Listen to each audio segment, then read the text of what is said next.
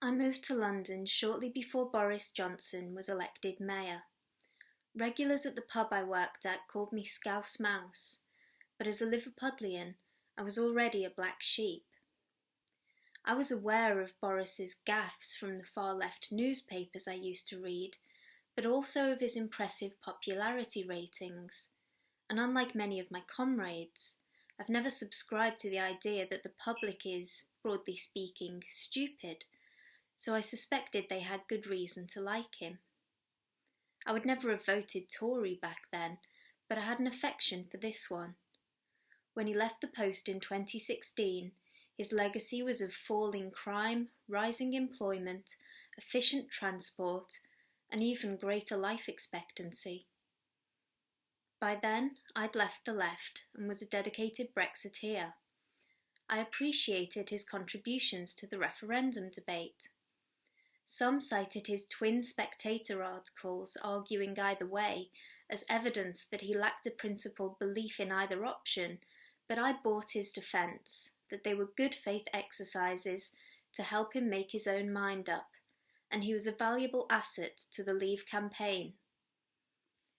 His Intelligence Squared debate with Mary Beard the same year, in which he lauded the ancient Greeks as the pioneers that we owe the greatest civilizational debt to, while Mary argued on behalf of ancient Rome, is a must-watch in which he displayed his learned passion with entertaining gusto. Once I'd seen that, I was a full-fledged fan. By 2019, Boris was possibly the only man who could pull the UK out of the EU and unite our beautiful country to boot with his one-nation conservatism. He was the committed Democrat and the pragmatist we needed and continue to need. A prolific author, in The Churchill Factor, he wrote, "Like the generations of leaves, so are the generations of men," says Homer.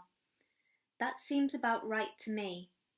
We are like leaves, not only in our mortality, but in our similarity. I have always thought that an alien looking cursorily at this planet might conclude that we human beings are not strictly speaking individuals, but all really part of the same organism, like leaves connected by invisible twigs and branches. We look very much the same. We rustle together. We are blown about by the same winds, and so on. It is easy to see why so many historians and historiographers have taken the Tolstoyan line that the story of humanity is not the story of great men and shining deeds. For several decades now, it has been fashionable to say that these so-called great men and women are just epiphenomena, meretricious bubbles on the vast tides of social history.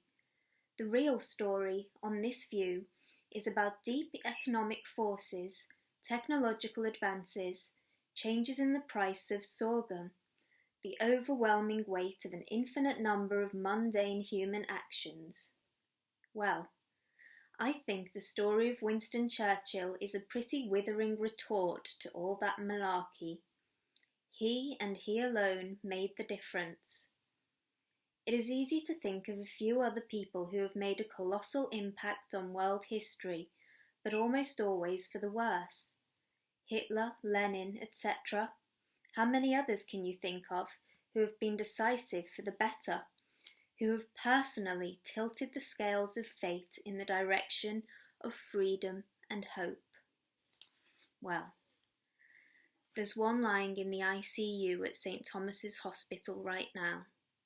Get well, Boris. We need you.